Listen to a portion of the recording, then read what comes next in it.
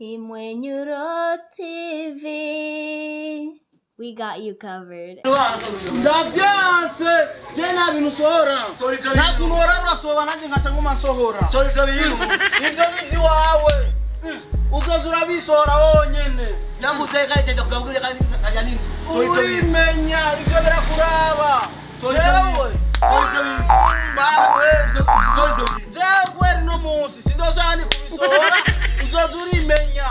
Nakunozura soba kitanda hanyuma nanje birakuraba urimenya na bintu vyiwasohora warabira soba nakunoce sohora ibintu ndabisoba kandi ndazabigwa jewe ndavyanse sinzosubira kandi kubisohora ubu nimbe bwa nyuma sinzosubira kandi kubisohora uzozura vyisohorera wowe nyene abantu bose bazi ko jewe nsoba ngaha muri quartier hose kandi ari wonyene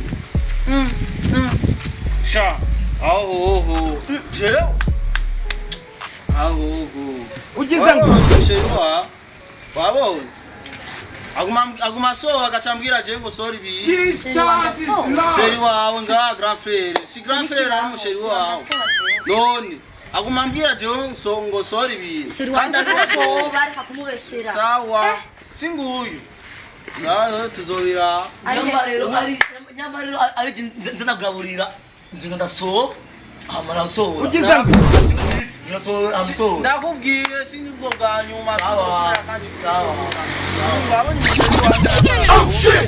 amaso akashambira ngo nje musohori kandi abantu bose baje so ugize abo misaniki nakubwiye sinosura kandi kubisohora uzoturimenya wowe nyene uzoturimenya wowe umugabo mutima urisoba utari bwambwiza kuko bisoba kandi niki hari kwiso kama ndumeju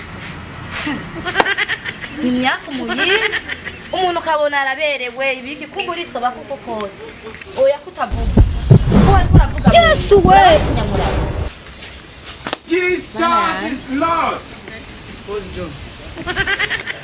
Wambaye nyine ukabegwa nyine neza ukagenda mwibarabare kumbura uri gikoyoti cy'umugabo nta soni igashe birashika utambije ukuri ko wisoba ko ngenda kurondera umutima je warigeze ubimbwira jewe oya no je bito sibabikunda utu ndakubabara ibyo hora usoba ko iminsi yose ngenda ndanuka yes we oya cyo nikibantu ushobora